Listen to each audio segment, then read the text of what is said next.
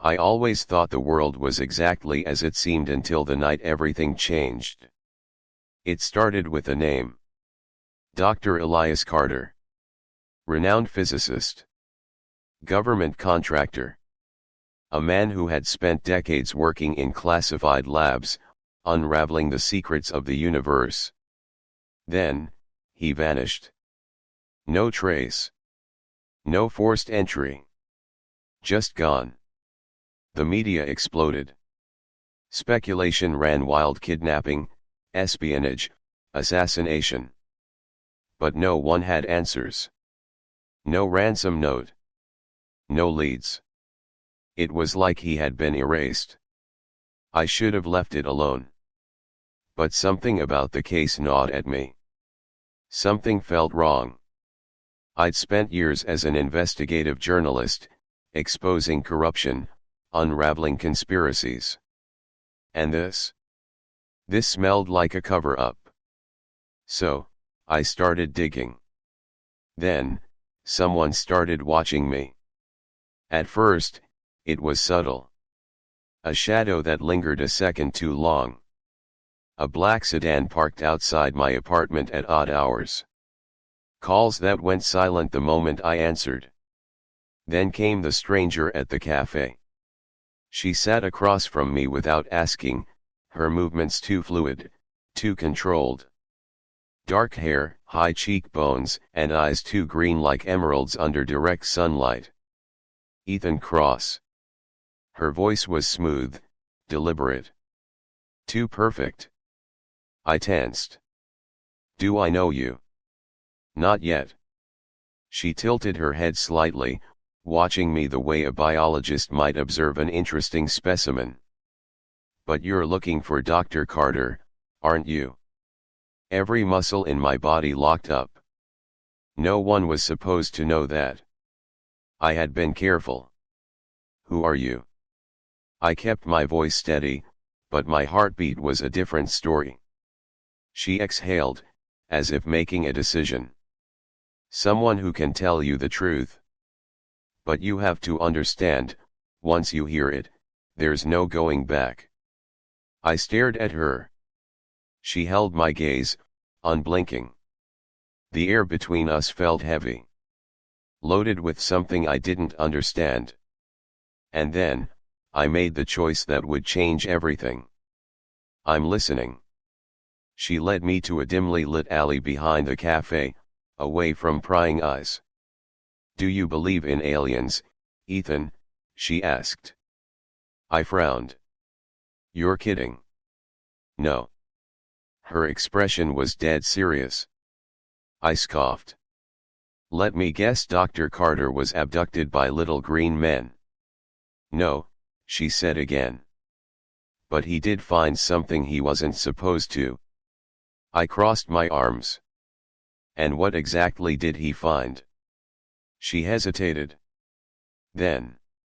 Us. The word hit like a gunshot. Us. I repeated. She took a slow step back. And then. Her face shifted. Not dramatically. Not like something out of a horror movie. It was subtle, too subtle, like watching a trick of the light. The angles of her face softened, her cheekbones smoothed, the faintest shimmer rippling across her skin.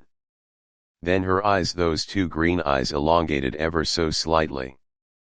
Not human. Not entirely. Something inside me screamed, run. I couldn't move.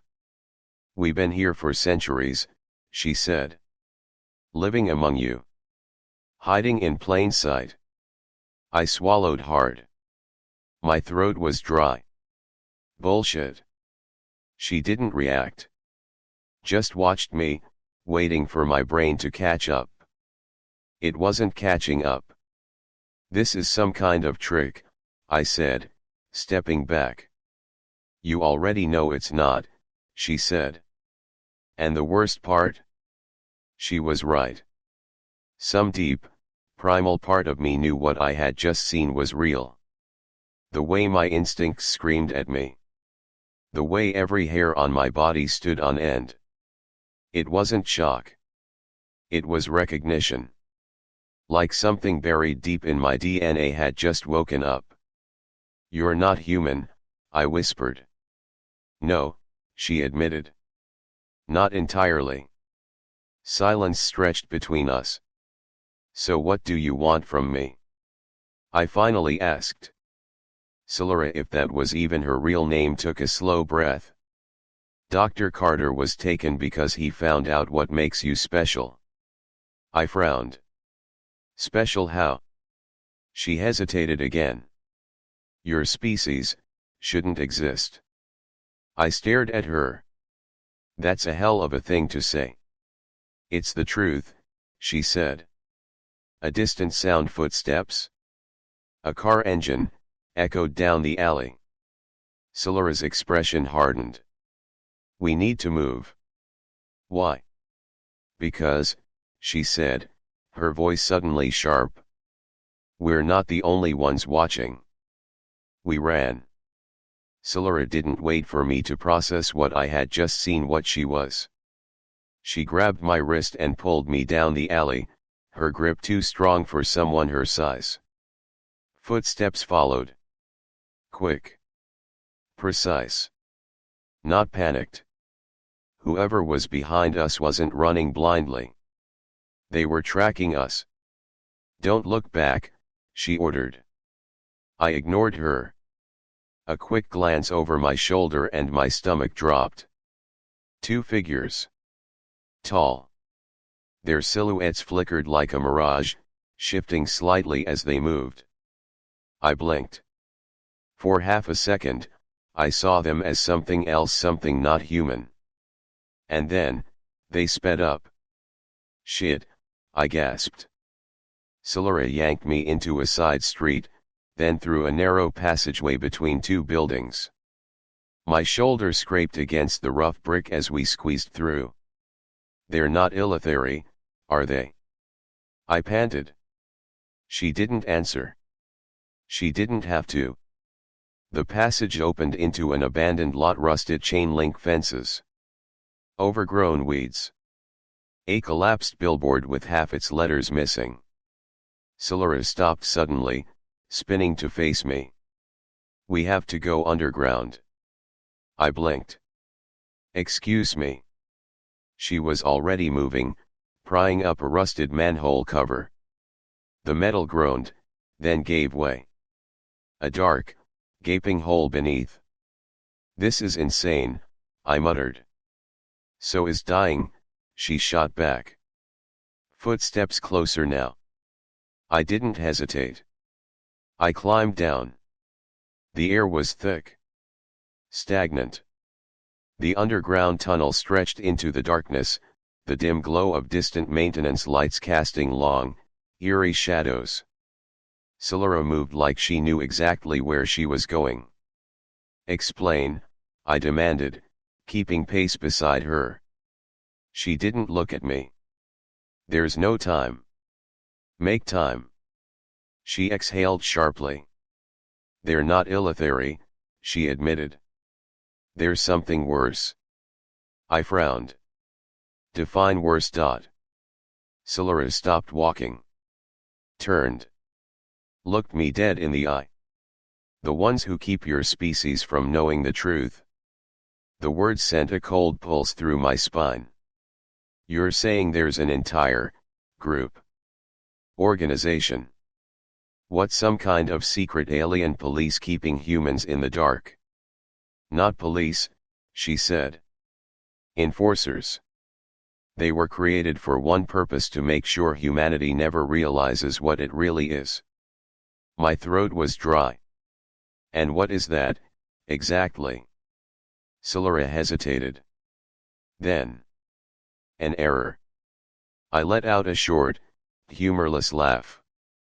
"Oh, great. Love hearing that. I mean it, Ethan." Her voice was serious. "You weren't supposed to evolve like this. You weren't supposed to be different." A cold weight settled in my gut. "Different how?" Her jaw tightened. "You adapt too quickly." You survive things no other species could. You push past limits that should stop you. You aren't bound by the same rules as the others. I shook my head. That doesn't make sense. There are billions of us. We have wars, disease, famine. We die just like everyone else. No, she said. You don't. Not in the way you should. Not in the way they expect you to. Something about the way she said it unnerved me. Like she was talking about something much bigger than just evolution. Like she had seen something she wasn't supposed to. We moved deeper into the tunnels. The air grew colder, the hum of the city above fading into silence. Dr. Carter, I said, breaking the stillness. He figured it out, didn't he? Solara nodded. He was close. Too close. So they took him. Yes. I clenched my jaw. Where? That's what we need to find out. A distant noise echoed through the tunnels. A faint click.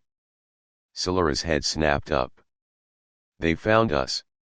My pulse spiked. How? She cursed under her breath. They can track anomalies. Anomalies. She shot me a look. You, Ethan. You're the anomaly. Then she grabbed my hand and ran. We ran. Again. The tunnels twisted around us, damp and suffocating. The sound of our footsteps echoed off the concrete walls. Behind us, the rhythmic click of something inhuman followed. Not hurried. Not frantic. Measured. Precise. They weren't chasing. They were hurting us. Faster, Solara hissed. I pushed harder, lungs burning. The air down here was thick, too thick, like breathing through wet cotton. My vision blurred at the edges. We reached a junction. 3 paths, darkness in every direction. Left, Solara decided. Why? I gasped. Because the alternative is dying. Fair enough. We veered left, feet pounding against the slick concrete. The tunnel widened, revealing an old maintenance station, rusted lockers, shattered glass, a few discarded tools. Solara stopped so suddenly I nearly crashed into her. What are you doing? I snapped. She grabbed my arm and pulled me behind a stack of crates. Then she pressed a single finger to her lips. Silence. For a moment, I thought maybe, just maybe, we had lost them. Then I saw it. A shadow shifted at the tunnel entrance. I held my breath. The air in the station grew cold. Not like a breeze. Not natural. It was a sharp, unnatural chill that sank into my bones. My fingers stiffened. My breath came out in short, shaky bursts. Then, it spoke. Not aloud. Inside my head. You should not be here. I squeezed my eyes shut. The voice wasn't a sound. It was a pressure. A weight pressing against the inside of my skull, like 1,000 whispered words condensed into one single command. Surrender. My muscles locked. My lungs refused to expand. I was suffocating. Then Solara moved. She threw something, a small, metallic device that hit the ground and erupted into a blinding pulse of blue light. The presence in my mind reeled back. The pressure vanished. My lungs filled with air again. The figure in the tunnel shuddered, its shape flickering, like a corrupted hologram struggling to stabilize. Then it was gone. I collapsed to my knees, gasping. What the hell was that? I choked out. Solara grabbed my arm, forcing me up. We need to go. We didn't stop running until we reached another section of the tunnels. This one felt different. The walls were lined with metal plating, patches of wires running along the ceiling. It wasn't part of the city's infrastructure. This place was built for something else. Solara didn't hesitate. She led me to a rusted metal hatch in the wall and began unlocking it with something that looked way too advanced for a simple key. "Start talking," I demanded. "What was that thing back there?" "A keeper," she said, still working on the lock. "A what?" "The ones who enforce the silence. The ones who make sure humanity never asks too many questions." The hatch clicked. Solara shoved it open, revealing a metal ladder leading down into darkness. "Go," she said. "Oh, great. Another dark hole," I muttered. "Would you prefer to stay up here?" I sighed. Then I climbed down. The space beneath was small. Compact. Like an underground bunker. The walls were lined with old computer terminals, flickering with data streams in an alien language I couldn't read. Solara followed, sealing the hatch behind her. "This is one of our safe houses," she explained. I leaned against the wall, catching my breath. "And what exactly are we safe from?" She turned to face me, her green eyes sharp. "From them." I rubbed a hand over my face. "So let me get this straight. There's an entire secret civilization of aliens living on Earth." "Yes." "And they've been here for centuries." "Yes." "And then there's another group, some kind of secret alien enforcers who make sure humans never realize what's going on." Solara nodded. "Correct." I laughed. Not because it was funny, but because it was so much worse than anything I had imagined. "And Dr. Carter?" I asked. Solara hesitated. "He figured it out," she said. "He found the cracks in the system. The things that don't add up. And they took him for it?" She nodded. I exhaled. "So where is he?" "That's the question, isn't it?" She turned to one of the terminals, typing something in. Data scrolled across the screen. Then she froze. Her expression darkened. "Oh no. Not something I wanted to hear." "What?" I moved closer. She pointed to a section of the screen. A name flashed in alien script. Then, in English.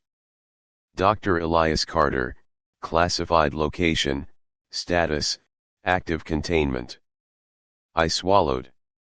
"They still have him?" "Yes," she whispered. I clenched my fists. "Then let's go get him." Solara hesitated. "Ethan, you don't understand what you're asking for." I stepped closer. "You said it yourself. I'm an anomaly.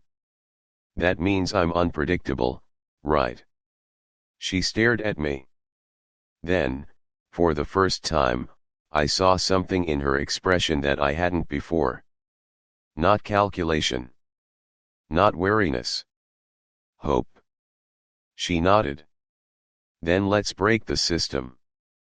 The plan was suicide. Solara didn't say it outright, but I could see it in her expression. A flicker of hesitation, a shadow of doubt. "Breaking into a keeper facility isn't just difficult," she said. "It's impossible." "Good," I shot back. "Then they won't expect it?" A muscle in her jaw tightened. "You don't understand.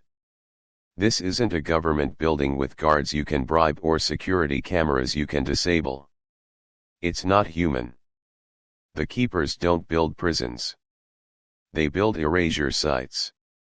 People don't escape. They cease to exist." I folded my arms. "Then we'd better make sure Carter walks out before that happens." Solara exhaled through her nose. "Frustrated?" Then she turned back to the terminal, fingers flying over the keys. If we do this, she said, we do it my way. Fine. That means no hero complex. No reckless moves? Agreed.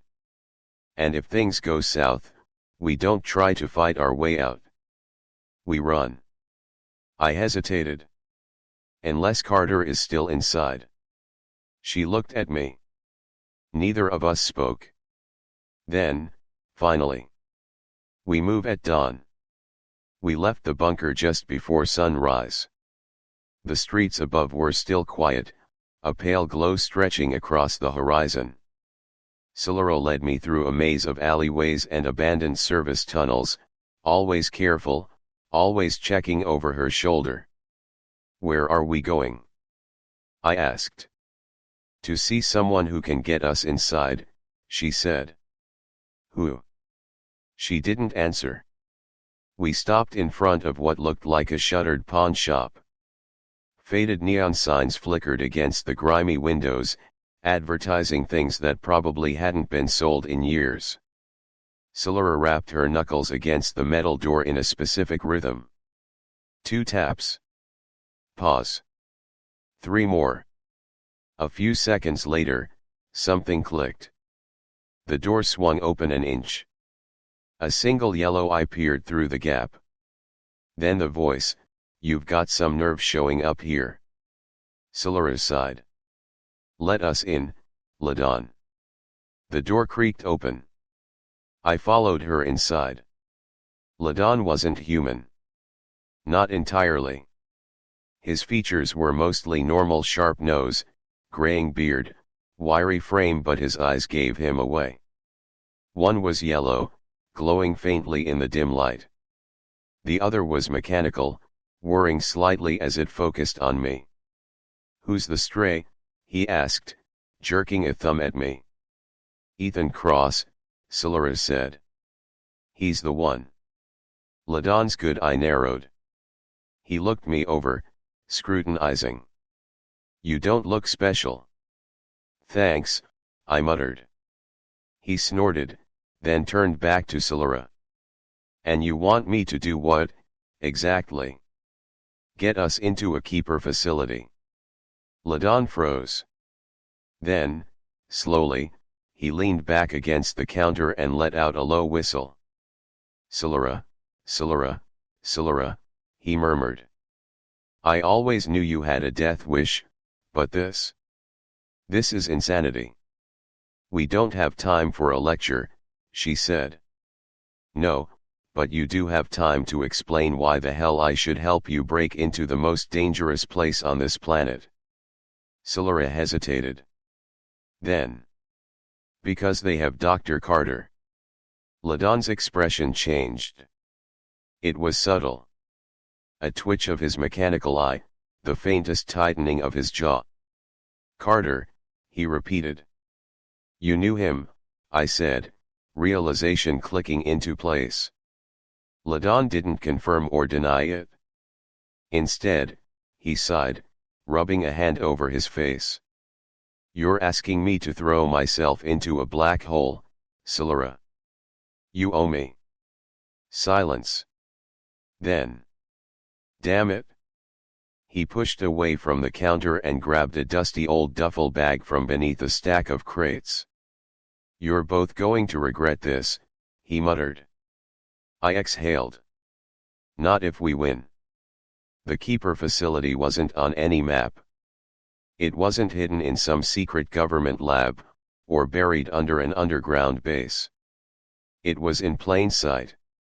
"This used to be a psychiatric hospital," Ladon said as we crouched behind an overgrown chain-link fence, peering at the abandoned building ahead. Faded brick. Broken windows. Rusted signage. To anyone else, it was just another relic of the past, another piece of forgotten infrastructure. But to those who knew, it was something else entirely. "People see what they expect to see," Silura murmured. "And if they expect nothing, they see nothing. The perfect hiding place. No guards. No fences. No security cameras. Because nothing was supposed to be here. Ladon pulled something from his bag, a small, circular device that hummed faintly when he pressed a button on the side. This will disrupt their perception field, he said. Meaning? I asked. Meaning we'll be able to see what's actually there. He tossed the device forward. It landed in the dirt and pulsed outward in a silent wave. And suddenly, the hospital wasn't empty anymore. Floodlights snapped into existence. Steel walls unfolded from the brick. A guard tower materialized where there had been nothing but air. The entire illusion peeled away like layers of a mirage, revealing something vast and heavily fortified. My stomach dropped. Holy shit. Ladon clicked his tongue. Still wanna break in? Solara's eyes were locked on the structure. More than ever. Getting inside wasn't the problem. Getting out would be. The plan was simple. Ladon would hack the perimeter sensors, giving us a 10-minute window before the system reset. We'd slip in, locate Carter, and extract him before anyone noticed. It was a solid plan. Until everything went wrong. We slipped through the first barrier without trouble. The corridors inside were sterile, lined with smooth metal walls that hummed faintly under the fluorescent lights. There were no guards, no personnel, just a long, winding hallway that seemed too empty.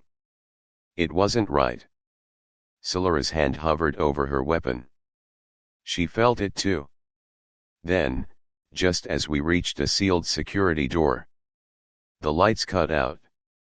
A mechanical voice echoed through the hallway. Unauthorized presence detected. My blood turned to ice. Then came the footsteps. Not human. Not natural. And then, from the shadows, they came for us. The lights were gone. The hallway, once sterile and white, was now an abyss. The air felt heavier, thick with something unnatural. The footsteps echoed closer. Rhythmic. Precise.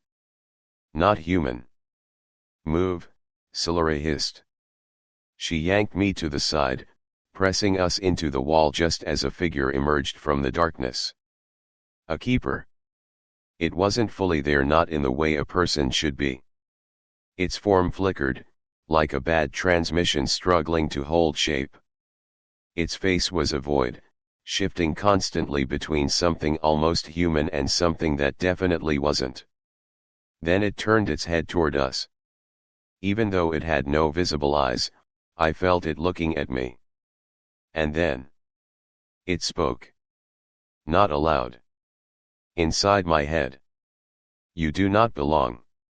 A vice clamped around my skull. It wasn't physical.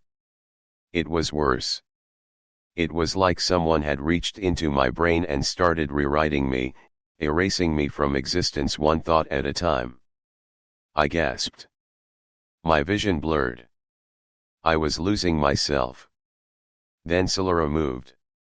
A flash of blue energy burst from her weapon, colliding with the keeper's shifting form. The creature jerked, its body distorting in a glitch-like ripple. The pressure in my head vanished. I collapsed to my knees, gasping for air. Solara grabbed me, hauling me up. Stay with me, Ethan, she ordered. We're not done yet. I nodded, shaking the last remnants of that thing out of my mind. Then we ran. We moved through the corridors, ducking into side rooms whenever we heard the eerie, unnatural clicking of the keepers. What the hell was that? I whispered. A high-tier keeper, Solara muttered, scanning a control panel. They're not just enforcers. She hesitated. They're what? She exhaled. They're reality anchors. They don't just enforce the silence, they enforce existence. I frowned. Meaning? Meaning if they decide you were never here, then you weren't. A cold shudder crawled down my spine. Great. Love that. The control panel beeped. A schematic flickered to life, a layout of the facility. Solara's eyes locked onto a specific section. There, she pointed.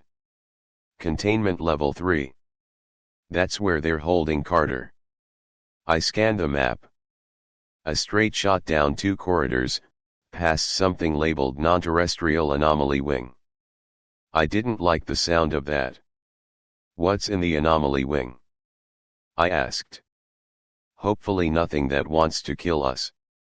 Hopefully. Solara smirked. We'll find out. We reached the first corridor without issue. Too easy. Ladon's voice crackled in my earpiece. Heads up, I've got movement on the west wing. Keepers are converging on your location. You've got maybe 3 minutes before they figure out where you are. We'll be gone in 2, Solara replied. We turned the corner and stopped cold. The anomaly wing was lined with glass chambers. Rows upon rows of containment units, each holding something wrong. One had a humanoid figure, its skin translucent, its organs shifting in ways that shouldn't have been possible. Another held something that looked like a void-given shape, an absence of light and matter wrapped into one impossible form. Some of them looked like us. Human. Almost. But not quite. These aren't just anomalies, I muttered. They're people. Solara's jaw tightened. They were. We moved quickly, ignoring the shapes pressing against the glass. Some watched us. Others didn't. One chamber had no occupant, just an outline, a faint imprint of something that used to be there. I didn't want to know what had happened to it. We reached the containment checkpoint. The security door required a biometric scan. Solara pulled a small device from her belted data scrambler. She placed it against the scanner. It beeped once. Then the alarms blared. Damn it! Solara cursed. They're onto us. How long until it opens? I asked. Not long enough if we're dead. I turned, heart pounding, just in time to see the keepers rounding the corner. They didn't run. They just appeared, flickering into existence like they had always been there, their forms shifting between human and something else. I raised my weapon. You can't fight them, Solara snapped. Then what do you suggest? You're the anomaly, Ethan. Use it? I had no idea what she meant. But I didn't have time to ask. Because the keepers were already here. One reached for me. The world around it bent, like gravity itself was warping in its presence. I felt the pressure building in my skull again. I was about to be erased. And then something inside me pushed back. It wasn't conscious. It wasn't controlled. It was instinct. A pulse of energy exploded outward from my body, invisible but undeniable. The moment it hit the keepers, they glitched. Their forms shuddered, their control over reality breaking apart. And for the first time they hesitated. Solara's eyes widened. That's it, she whispered. That's why they fear you. The security door unlocked behind us. I grabbed her wrist. Go. We raced inside, the metal door slamming shut behind us. And standing in the middle of the containment cell, Dr. Elias Carter. His eyes flickered up. Tired. Hollow. And then, when he saw me, he smiled. Took you long enough. Dr. Elias Carter smiled. Not the kind of smile you'd expect from a man who had been locked away in a keeper facility, held in containment like some kind of dangerous artifact. It was calm. Almost expectant. Like he knew I was coming. "Took you long enough," he said. I was still catching my breath, still processing everything that had just happened: the keepers, the pulse of energy I had somehow unleashed, the fact that reality itself had seemed to break apart for a second. Solara didn't waste time. She stepped forward, scanning Carter from head to toe. "Are you hurt?" she asked. "Not physically," he said. "But I assume we don't have much time before they try to erase me again." "No," Solara confirmed. The door behind us shuddered, metal groaning under unseen force. "We need to move," I said. "Agreed," Carter replied.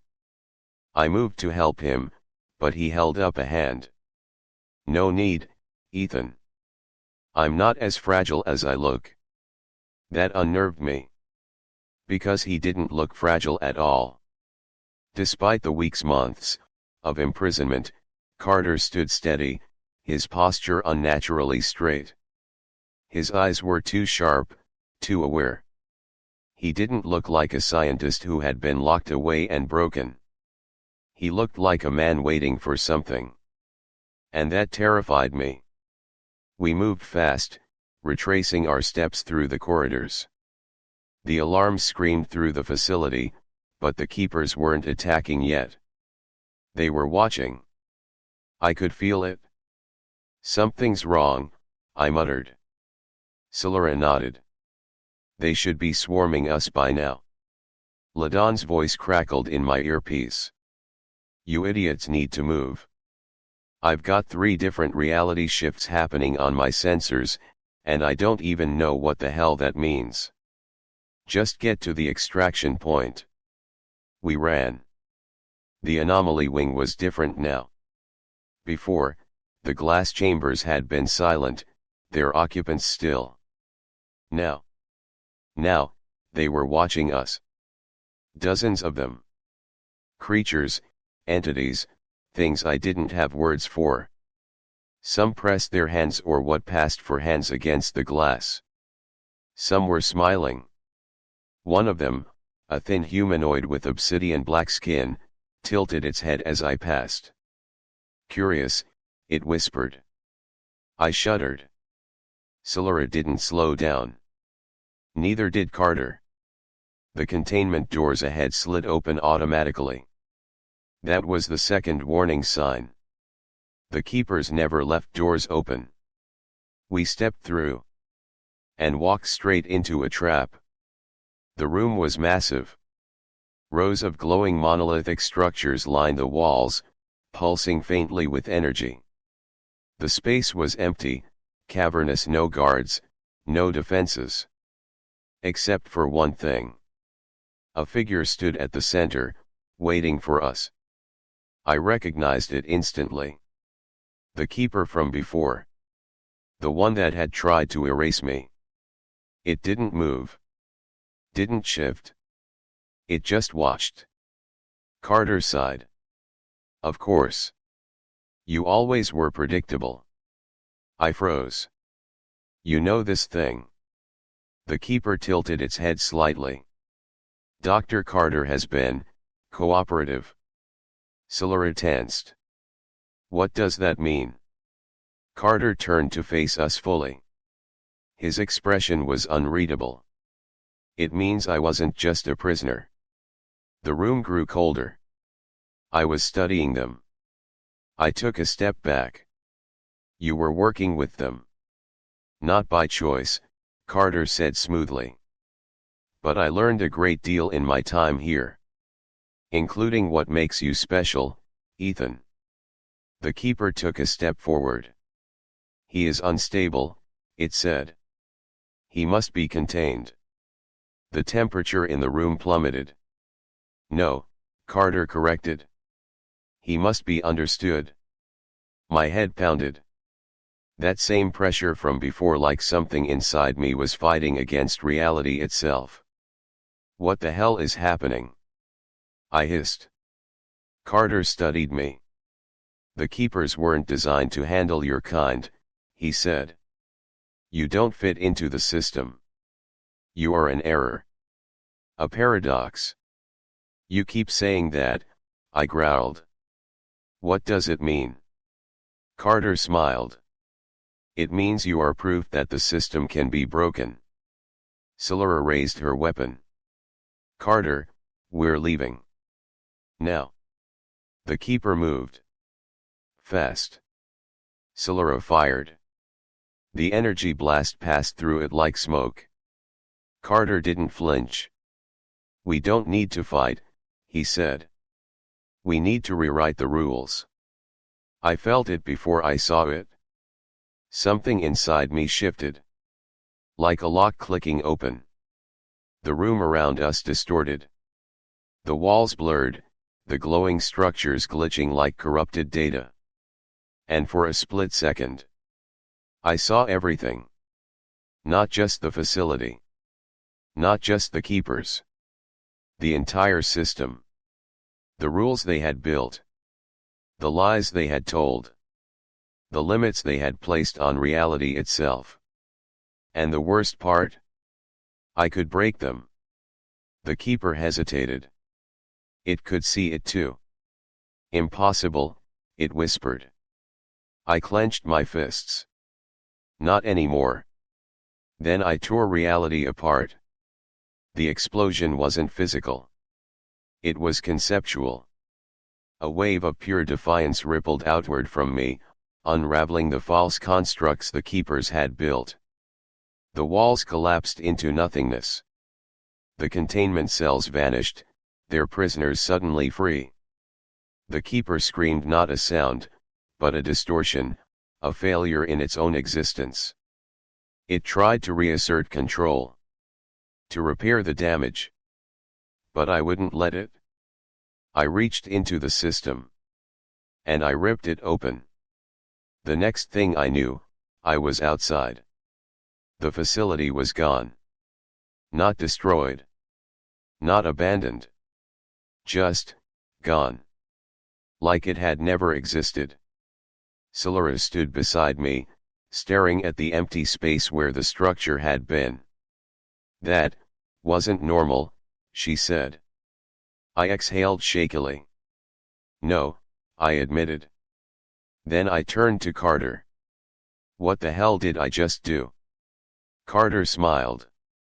You just proved that humanity is more than an anomaly. His eyes gleamed. You proved we are the exception. And somewhere, deep in the universe, the keepers were afraid.